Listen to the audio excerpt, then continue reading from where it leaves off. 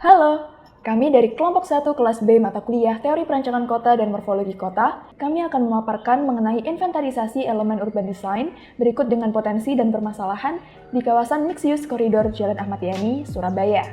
Dalam memahami sebuah kota, maka diperlukan identifikasi elemen-elemen perancangan kota. Ada 8 elemen perancangan kota yang meliputi penggunaan lahan, bentuk bangunan dan permasaan, sirkulasi dan parkir, ruang terbuka, jalur pedestrian, penandaan, aktivitas pendukung, dan konservasi. Pada kesempatan ini, kami memilih koridor Jalan Ahmad Yani sebagai wilayah studi untuk dilakukan inventarisasi elemen-elemennya. Koridor Jalan Ahmad Yani merupakan salah satu ruas jalan arteri sekunder di kota Surabaya. Secara geografis, terletak di Surabaya bagian selatan dengan panjang koridor sejauh kurang lebih 1 km dan kedalaman informasi kurang lebih 400 meter. Lingkup kawasan perencanaan ini terletak di 2 kecamatan, yaitu Kecamatan Gayungan dan Kecamatan Wonocolo. Langsung aja yuk ke elemen yang pertama. Elemen urban design yang pertama adalah tata guna lahan. Dapat terlihat di peta bahwa koridor Jalan Ahmad Yani merupakan kawasan mixed use. Pemukiman yang ada di koridor ini juga terdiri dari berbagai jenis rumah. Lalu perdagangan dan jasa ditandai dengan adanya Royal Plaza, Hotel Grand Mercure, Maspion Square, pertokoan berderet, serta beberapa kompleks ruko. Penggunaan lahan perkantoran meliputi kantor pemerintah seperti Kejaksaan Tinggi, Pusvetma, dan Balai Monitoring Surabaya, serta kantor swasta seperti PT PKSS. Lalu ada fasilitas peribadatan berupa masjid dan gereja, fasilitas pendidikan yaitu Universitas Kedokteran Hang Tuah, SDN Margorejo 1, dan Sekolah Bayangkari. Pada fasilitas kesehatan terdapat Rumah Sakit TNI AL Dr. Ramlan. Pada koridor ini juga terdapat median jalan dan pemakaman umum sebagai ruang terbuka hijau. Penggunaan lahan sudah sangat beragam, namun perlu diperhatikan juga adanya alih fungsi lahan yang terjadi. Selanjutnya, bangunan dan permasaan. Intensitas pemanfaatan ruang terdiri atas koefisien dasar bangunan, koefisien dasar hijau, koefisien lantai bangunan, dan garis sempadan bangunan. Koridor Jalan Ahmad Yani sendiri memiliki 4 klasifikasi KDB yang didominasi KDB sebesar 40%, 4 klasifikasi KDH yang didominasi KDH sebesar 60%, 5 klasifikasi KLB yang didominasi KLB sebesar lebih dari 1, serta 5 klasifikasi GSB yang didominasi GSB sebesar kurang dari 1 meter. Sementara itu, KDB tertinggi terdapat pada permukiman padat penduduk dengan nilai KDB sebesar 69%, KDH tertinggi terdapat pada kawasan perkantoran dengan nilai KDH sebesar 61%, KLB tertinggi terdapat pada bangunan Royal Plaza dengan nilai sebesar 3,42, serta GSB tertinggi terdapat pada kawasan perdagangan dan jasa dengan nilai 23 meter. Potensi intensitas pemanfaatan ruang di koridor ini, yakni banyaknya ruang terbuka hijau dan adanya garis sempadan bangunan yang memudahkan akses pejalan kaki. Sedangkan permasalahannya, jarak antar bangunan yang sangat dekat membuat beberapa kawasan permukiman terkesan kumuh. Ketinggian bangunan 1-4 lantai mendominasi ketinggian bangunan pada koridor Jalan Ahmad Yani, terkecuali bangunan Plaza Royal yang termasuk dalam klasifikasi 5-8 lantai. Untuk tekstur bangunan, kebanyakan digunakan tutupan halus hasil plaster dan cat, dengan beberapa bangunan menggunakan pendetailan lebih lanjut berupa batu alam dan penggunaan ACP atau aluminium komposit panel yang memiliki tekstur licin dan terlihat mengkilap. Penggunaan warna bangunan secara umum merujuk pada warna-warna hangat seperti kuning muda, oranye muda, dan warna merah muda. Beberapa bangunan menggunakan warna dingin seperti warna biru muda dan abu-abu yang terlihat pada RSAL Dr. Ramlan dan Komplek TNI. Secara umum, skala bangunan yang ada tergolong dalam kategori human scale karena perbandingan jarak dari titik tengah jalan ke muka bangunan dan ketinggian bangunan tersebut sama dengan 1. Langgam atau gaya bangunan koridor Jalan Ahmad Yani tidak memiliki tema tertentu, tetapi kebanyakan berupa modern dan postmodern. Potensi dan masalah yang dimiliki saling terhubung, di mana belum adanya peraturan lebih lanjut untuk mengatur aspek permasaan pada koridor Jalan Ahmad Yani sehingga memiliki tampilan yang lebih terarah. Selanjutnya, sirkulasi dan parkir. Jalan Ahmad Yani memiliki arah pergerakan 2 arah yang ramai dan didukung oleh kondisi jalan yang lebar.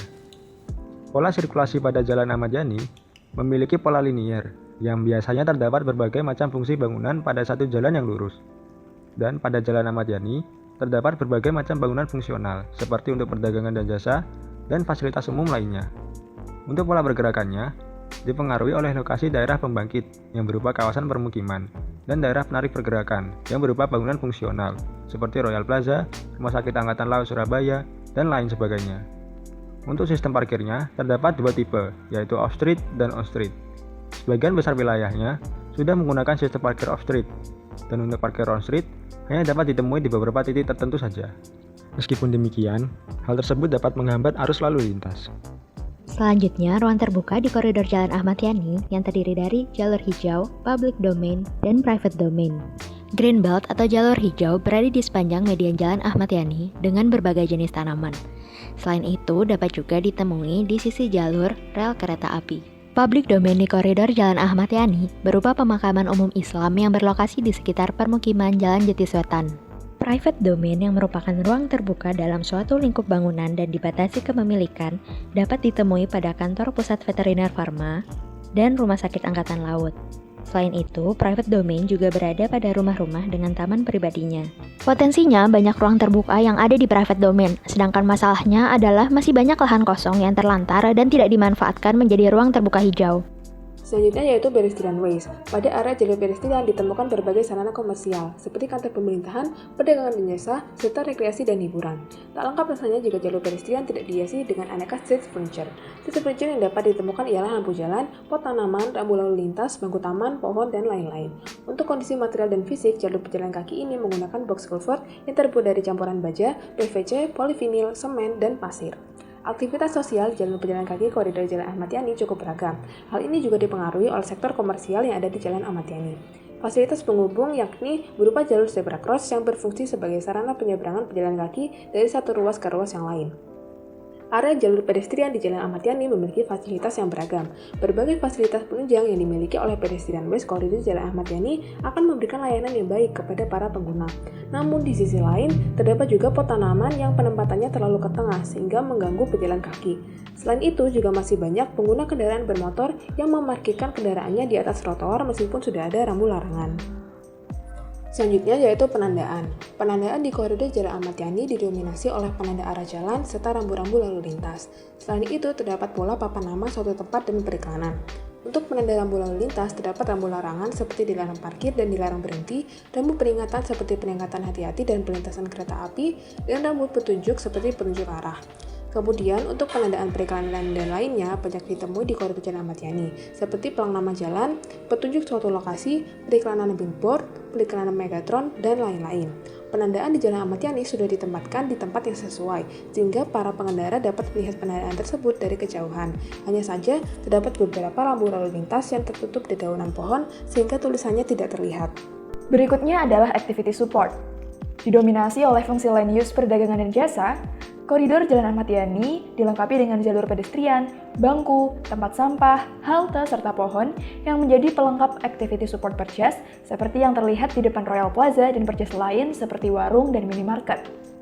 Adapun kegiatan purchase di Jatim Expo didukung dan dilengkapi dengan keberadaan Cafe-Tafi, Sopeso, dan bahkan pos pelayanan SIM keliling di sekitar gedungnya.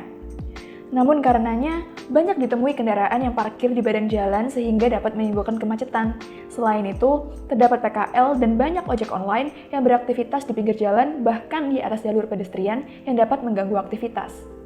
Selain itu, ada pula fungsi land use yang saling menjadi pendukung kegiatan satu sama lain, seperti adanya kantor Pusvetma yang didukung oleh kompleks Pusvetma sebagai lingkungan tempat tinggal pegawainya. Begitu pula keberadaan RSHL sebagai RS pendidikan yang mendukung kegiatan belajar di Fakultas Kedokteran Universitas Hang Tuah yang terletak tepat di sebelahnya. Sehingga, secara keseluruhan, pembangunan yang ada telah mempertimbangkan fungsi dan berpotensi untuk menghasilkan serta mendukung kegiatan. Dan yang terakhir adalah elemen preservasi. Pada koridor Jalan Ahmad Yani tidak ditemukan adanya bangunan preservasi karena dominasi penggunaan lahannya berupa perdagangan dan jasa serta perkantoran. Meski begitu, patut diperhatikan preservasi terhadap peruntukan lahan ruang terbuka hijau. Hal ini karena RTH yang ditemui pada wilayah studi belum mencukupi luasan sesuai dengan yang diatur pada UU Nomor 26 Tahun 2007 tentang penataan ruang yang menetapkan bahwa RTH minimal harus memiliki luasan 30% dari luas total wilayah kota. Hal ini sekiranya dapat memanfaatkan potensi lahan kosong yang dapat ditemui di sepanjang koridor Jalan Ahmad Yani untuk difungsikan sebagai RTH. Berdasarkan hasil analisa, dapat disimpulkan bahwa elemen urban design yang ada pada koridor Jalan Ahmad Yani sudah termasuk lengkap, mulai dari penggunaan lahan yang beragam, bentuk bangunan dan permasaan, sirkulasi dan parkir, pertandaan, pedestrian ways, ruang terbuka, dan pendukung kegiatan. Hanya saja kurang adanya elemen berupa bangunan preservasi. Nah, demikianlah yang kelompok kami dapat sampaikan. Terima kasih.